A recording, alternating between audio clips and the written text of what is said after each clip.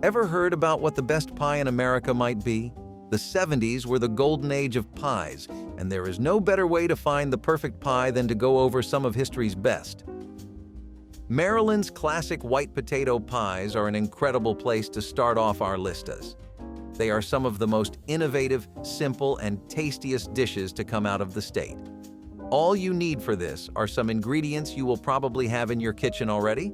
This includes mashed potatoes, a few eggs, butter, and a crisp pie filling that makes for a savory pie that lightens up any dinner. You might associate your pies with nothing but dairy and sweets, but people in the South would mix and match a lot of savory ingredients. Eventually, they found out that not only do jam and custard go in a pie crust, but mashed potatoes do too. Just a bit of vanilla frosting topped off a dish that broke away from convention and left everyone's stomachs happier for it. Comfort food peaked in the 90s for people in Maryland when everyone had this in the fridge, but it would vanish just a few decades later from most households. Hawaii has always brought a peculiar taste to any local dish, and chocolate hopia pie is no different. A chocolate pie with a coconut cream frosting topped with whipped cream, giving it a really pretty, milky white appearance. Taste-wise, you had strong waves of chocolate mixed in with perfect little kicks of coconut. Lots of rich whipped cream added the consistency the dish was otherwise missing, and it left the pie with few flaws to speak of. People definitely thought so back then, at least. You could find this in states literally the opposite side of Hawaii, like Ohio and Texas. In chocolate hopia pie, you had something that did not completely disregard standard American tastes, but added a refreshing little something to make it more exciting. Presently, even in Hawaii, this is a rarely made pie as it went out of style. Shoofly pie is a pie that first got its start in America's food history in Pennsylvania Dutch country as the go-to for when people had a crumb craving. Wanted a pie that had a crunchy crust and a crumb-filled topping? Shoofly pie was on speed dial and also on every bakery shelf in the 70s, just waiting to arrive at your doorstep. A molasses filling inside a sizable crust was the apple of every Pennsylvania resident's eye, and soon the infection would spread. People from every state started adopting their own versions of shoofly pies, although when the itch came for an authentic, flavorful shoofly, a road trip to Pennsylvania was in order. I guess when a dish boosts tourism for your state, you can officially consider it good. Those same folks now visit for other reasons since shoofly have flown away from bakeries.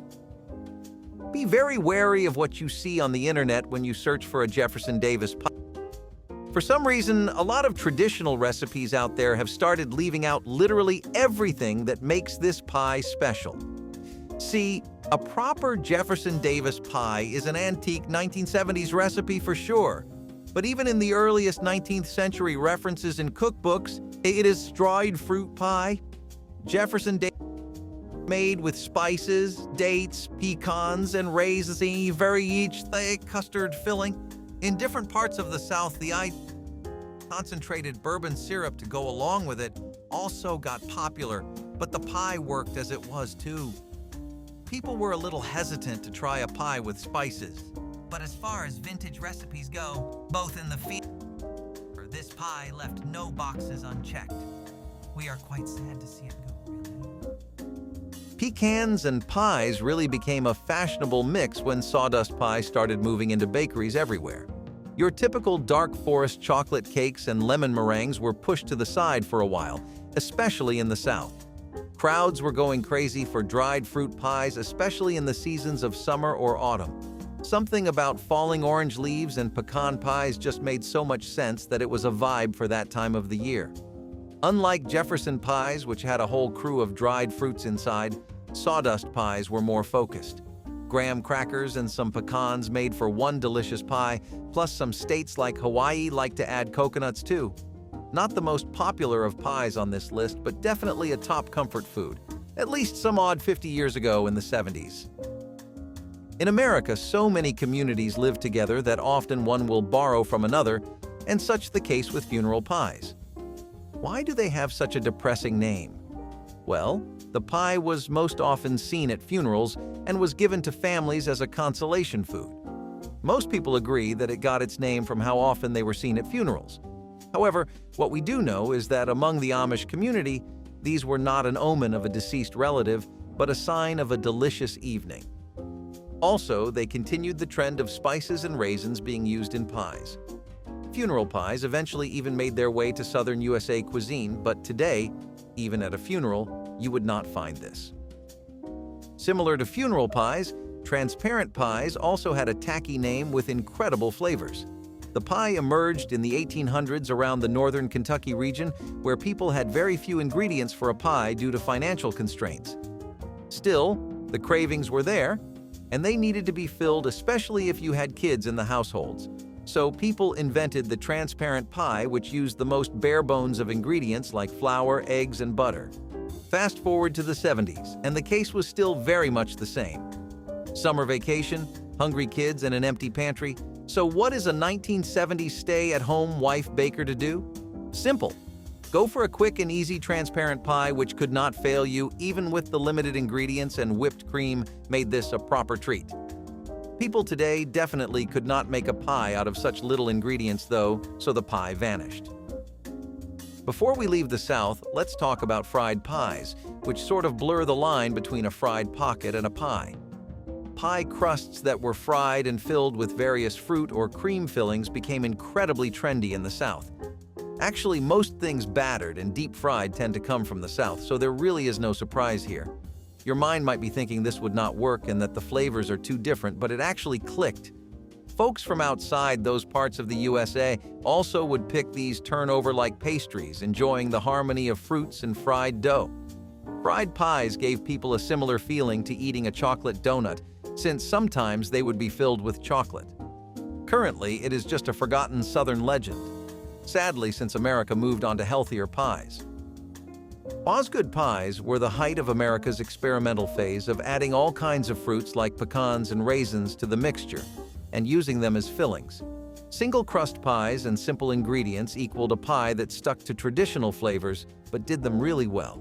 Hanging close to your roots and nailing the execution is the story behind many great recipes across history, and Osgood pies were no different from the rest in that regard. Maybe you might remember coming over to your aunt's to a tray of this? Puffy and soft slices of the most savory but sweet dessert that put a pep back in your step. No aunt these days would be baking a fashionable old Osgood now, though. Chess pies are similar to both Osgood pies and Jefferson pies, but they leave out the meringue and creamy toppings for an even fundamental flavor profile. Simply put, chess pies are all about taking the basic ingredients that make a pie and nailing them completely. The most liberty this dish takes is some vanilla and tart lemon juice, which we mean, come on, we just talked about literal fried pies. A very do one thing but do it right type of pie. It was an incredible choice for gentlemen who love to go to parlors and pubs for a round of chess. As you can guess, that is also where it got its name, because they would order chess pies over a few rounds. Today, both chess pies and the game it gets its identity from are things that were much more popular in the 70s. Green tomato pies might take your taste buds for a spin, since you might have rarely heard of or tried this pie. In reality, though, when made with summertime spices like cloves and cinnamon, they would take on a very fruity taste similar to apples or rhubarbs. In the 70s, green tomato pies were such a chic and in choice as far as your evening dessert plans went. Combined with their apple-like notes, they were called the apple pies of the summer in that decade. The 1970s had a whole spectrum of food, from experimentative train wrecks to simple knockouts. Green tomato pies were somewhere in the middle and did find a fan base, but not one strong enough to last into the new age of today. Vinegar pies shook the baking world up at the start of the 1970s as bakeries started serving the odd pie across the states. Bakers began adding vinegar to the dough whilst also using a vinegar filling, topping it off with whipped cream. Bakeries did this because the vinegar gave the texture of the crust a pretty noticeable glow-up, while also adding a unique tartness to the pie.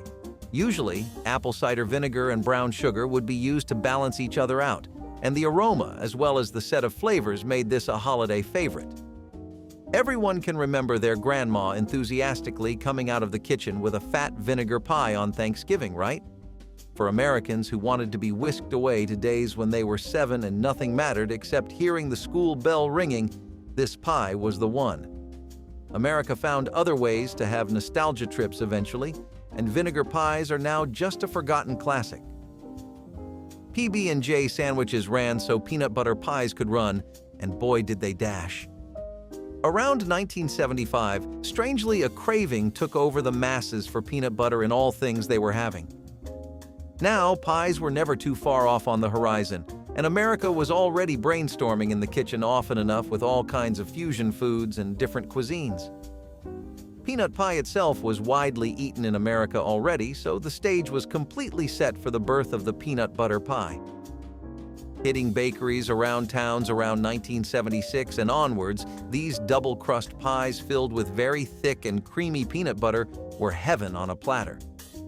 Often families would go way overboard with the amount of filling, but who could blame them? Combos with peanut butter would keep continuing in America, and although this one did really well, it would soon get overshadowed. Sugar cream pies were in a league of foods called desperation pies.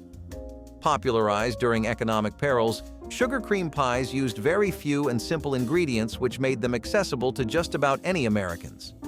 Sugar cream pies involved a custard filling that was not made with eggs, and at the top of it you would have appetizing cinnamon sugar sprinkled onto the cake. Since they used so little but fed so many mouths, you can imagine how good of a choice this was in hard times. Especially during the Great Depression, where even stuff like sugar and flour was hard to come by, but humans need to have their sugar rush needs satisfied. Pies like this one were a great way to do that. But they did not last much longer after that era, and by the 70s disappeared completely. Continuing on with more desperation food that actually worked, we have buttermilk pies. What if we told you pies could be tangy, sweet, and extremely cheap? Buttermilk pies were one hell of an all-rounder in the 1970s because they gave you everything for like $3. All you needed were very simple staples of any pantry and some vanilla custard paired with a butter pie crust. Sometimes, if people could spare the money, they would get some lemon zest juice and sprinkle a few drops to boost the tang of the dish. This pie was a favorite of so many homes and a regular of birthdays, parties, celebrations, and holidays of all kinds. Ask your parents to take a trip down memory lane to their favorite foods, and we will bet you money they will mention this. When times got much better, people made fancier and more complex versions of this pie, but the OG still stands on its own 2 feet, even if it is gone now. Mock apple pies were maybe the top 5 foods to come out of the Great Depression era. Everything about this pie was meant to imitate the feeling, texture, and taste of a good old-fashioned apple pie, but without the costs of one. In the trenches of the Depression era, basic nutrition and fruits became a rarity, and people really only had so much to work with. What came out of those times were a bunch of copies of very beloved foods that Americans were able to afford just a year or two ago. Mock cuisine soon took over a lot of neighborhoods, and mock apple pies made their home in dozens of fridges.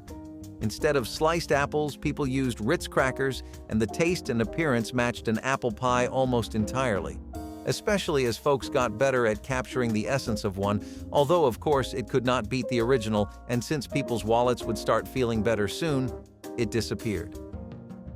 Blackberry pies were a step in a different direction taste-wise than the rhubarbs and raspberry pies that usually dominated the 70s. People got tired of the typical fillings that came with most pies, and there was a growing love for blackberries and what they brought to the table, especially in states like Florida, Arizona, California, and Texas, which have pretty high rates of blackberry picking. Fresh, ripe, juicy berries would be used to make the most delectable fillings you could think of. While the phase of blackberry pies was something that did not go further than states where a love for the fruit was already there, they still rocked. We would love to try an authentic pie from the 70s, especially one from the kitchen of a grandma with a blessed baking hand. Coconut cream pie was a Hawaiian hit that the rest of the US just had to get in on too. Bakers there were one of the first to do it with coconut cream fillings and toppings instead of your usual assortment of pies. Coconuts became something Americans were more prone to eating around the 70s, since tropical fruits were slowly becoming more and more of a thing. When something is the new hot thing in town, businesses will naturally see where they can start making their buck in the middle of all of it. Bakeries did the same, and so we had coconut cream pies, and honestly, we would give our money too, and happily. Coconut cream pies were not really the best pick for a celebration, but they were the top choice for a solo date with a pie and your favorite movie on rent. People do not rent movies nowadays anymore, though, nor do they eat coconut cream pies much even in Hawaii. Here is hoping tropical fruit-based pies will make a strong comeback. Persimmon pies were something that kids and food conservatives really had to open their minds and hearts to, but once they did, they were on the bandwagon faster than anyone. Persimmons are a really ripe, juicy fruit that are popularly grown in the southern and western parts of America. Places like Oklahoma, Florida, and Iowa had bakeries that would stuff their shelves full of a fragrant batch of these pies, and they sold like hotcakes. Also, they strangely appealed more to 40 to 50-year-olds, so it was the ideal thing to bring for your dad or uncle. Some foods work amazingly well as gifts, and persimmon pies were definitely one of those. Presently, people have a much different idea of what a tasty gift means, and persimmon pies do not fit the bill anymore. Cranberry pies were made with fresh cranberries that would be used in either purees or jam fillings, and were always typically featured in tart pies or alongside sugar fillings. Amping up the sweetness factor was what bakers were going for with the cranberry pie, and to sweet tooths all across the nation, the goal was definitely achieved.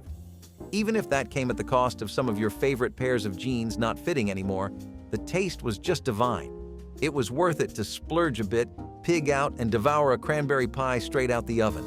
A lot of bakeries specialized in this, and it was a moneymaker that drove this. To customers, if a place did not have a cranberry pie, it probably did not have anything else worth eating. Still, cranberry pies are not the litmus test they used to be, and nowadays they are a pretty old-fashioned pie that had their glory days long ago. That puts a neat little bow on our list of the best pies from the 1970s. Which one would you want to see making a comeback today? Let us know in the comments and like the video.